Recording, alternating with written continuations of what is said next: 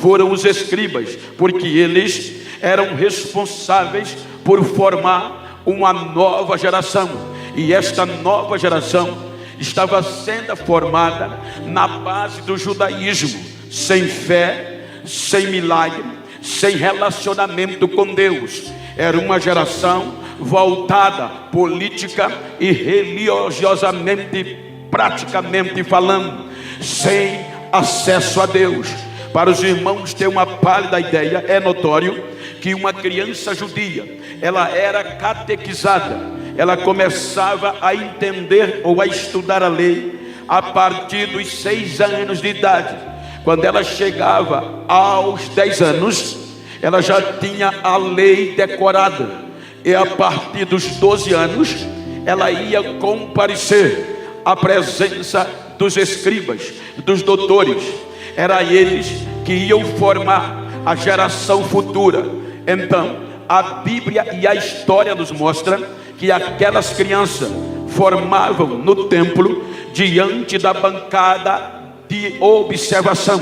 E quem era? Os escribas. Eram eles que iriam determinar se aquele jovem tinha aptidão discipular ou não. Então eles iam perguntar acerca da lei, o que eles aprendiam acerca da lei. Então os jovens respondiam, e quanto melhor fosse a resposta, mais aprovado era. Porque os irmãos hão de convir que agora, quando eles aprovavam aquele discípulo, aquela criança, na tradição, ele tinha o direito de escolher qual do mestre ele ia ser seu mestre, qual daquele escriba ele ia escolher para aprender aos seus pés. Então era assim que funcionava. Porém, se fosse um jovem do norte, eles descartavam. Os irmãos hão de perceber que o próprio Jesus passou por isso. Jesus deu um show de conhecimento, que eles caíram o queixo e disseram: que menino é esse? De onde vem tanta sabedoria? Aí disseram: é do norte, é de Nazaré. Eles descartam, porque para ele havia interesse partidário, político e de influência. Então eles só escolhiam o que eles achavam os melhores dentre os melhores, e sobretudo da Judeia. Então era assim que funcionava. Vejam que eles descartaram a Jesus, e passaram os 17 anos, cada vez mais o judaísmo afundando nesta observação. Se os irmãos observarem, o templo em Jerusalém era formado de muita estrutura política, econômica e de celebridade. O templo e os cultos em Jerusalém era um show, era um espetáculo. Porém, os irmãos vão observar que a segregação era tanta que enquanto eles estavam cultuando lá dentro, havia no lado de fora do templo pessoas marginalizadas, multidões de pessoas que nem uma oração tinham direito, jogadas nos valados, na beira de um tanque, esperando o agitar de uma água. E na entrada, no caminho para o templo, muitos mendigos viviam a mendigar. Como é que podia? E para eles estava indo tudo bem, de melhor a melhor. O direito de filho eles não usufruíram, eles esqueceram e priorizaram os seus próprios interesses.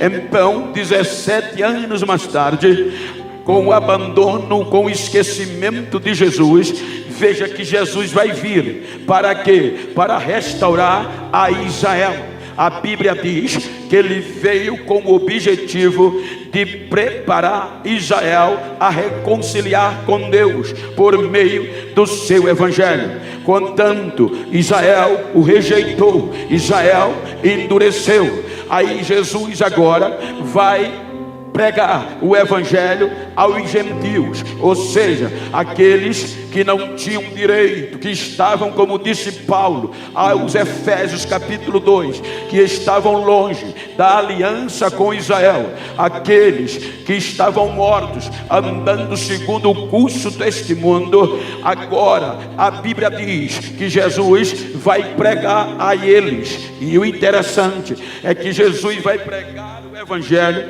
vai pregar com um poder tão grande, e o melhor é que enquanto o judaísmo prevalecia, os melhores dentre os melhores, enquanto o judaísmo escolhia só os top, os grandes celebridades, Jesus agora vai formar um grupo de inexplicáveis discípulos. Ele não vai na faculdade em Jerusalém, ele não vai procurar diploma, ele vai selecionar um grupo de jovens leigo, semi-analfabeto, sem cultura, mas preparados para não desistir, preparado para a dureza do evangelho. Aí isso é que incomoda. A Bíblia diz que quando Jesus começa a pregar o evangelho, vem a diferença. A diferença vem em qual ponto? Porque enquanto os cultos em Jerusalém, com toda celebridade, com todo amparato religioso e econômico, começava, terminava do mesmo jeito, agora Jesus começa pela uma região desprezada, sombria, no meio de pecadores, e os milagres vai começando a acontecer. A Bíblia diz que o primeiro milagre, ele vai com os seus discípulos, vai pregar em Caná da Galileia, e não vai simplesmente pregar, mas para um casamento, e falta vinho, era casamento de pobre. Quando ele transforma a água em vinho, a notícia se espalha e vai se espalhando. Para melhorar, a Bíblia diz que ele é expulso de Nazaré, porque se disse filho de Deus. Faz morada em Cafarnaum. Quando ele chega em Cafarnaum, a Bíblia diz que juntava na cidade de Cafarnaum pessoas de toda a Nazaré. Vinha pessoa da Judeia, da Itureia, da Idumeia e até dos gentios da Sírio-Fenícia, aceitar a ele, e trazia os seus enfermos e os seus endemoniados, e Jesus expulsava os demônios e curava a todos que padeciam de enfermidade. E isso vai chamando a atenção, e isso vai provocando um tumor em Jerusalém, porque em Jerusalém não tinha poder, só tinha aparência, só tinha ouro, só tinha riqueza, só tinha celebridade. E lá no meio dos pobres, no meio da miséria, Jesus estava fazendo revolucionar pelo poder de Deus. Em Jerusalém tinha o poder do homem, mas em Jesus era o puro poder de Deus, era o puro poder de Deus explícito lá na região do norte. Segura aí, segura aí. Então a notícia vai se espalhando, a notícia vai se espalhando, e os milagres vão acontecendo a cada vez mais. Então chega em Jerusalém, e os de Jerusalém mandam quem? Para provocar, para examinar a realidade, os escribas. E os escribas vão investigar os milagres e a mensagem de Jesus, e não encontraram erro algum. Aí Jesus vem a Jerusalém.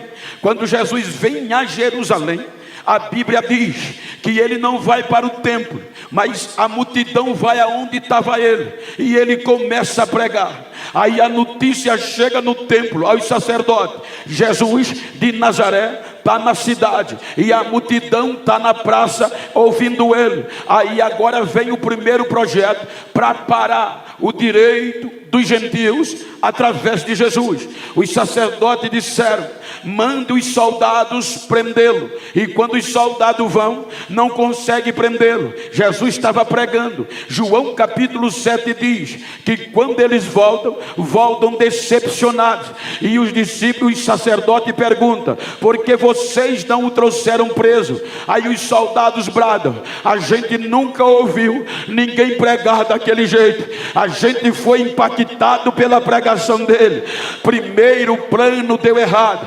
Aí, para piorar, Jesus vai lá em Betânia, em um morto de 4 dias, que o judaísmo na tradição dizia que se alguém morresse, já que os saduceus, a cúpula, não acreditava em ressurreição, os fariseus diziam que até 3 dias havia esperança de ressuscitar. Mas agora Lázaro estava podre com 4 dias, e Jesus chega em Betânia, faz o milagre na vida de Lázaro, e isso eclode em toda a Betânia e entra em Jerusalém. Algo sobrenatural ele fez. O morto Lázaro estava podre de 4 dias e ele ressuscitou. Então houve um alvoroço. Aí Maria e Marta faz um culto em ação de graça. E quem estava no culto? Jesus. Quem estava sentado ao lado dele? Lázaro, que há 4 dias estava podre, agora estava dando glória a Deus. E o pior, a Bíblia diz que as pessoas iam para Betânia não só por conta de Jesus, mas só em olhar para Lázaro já aceitava a mensagem do Evangelho, e isso impactava aquela geração.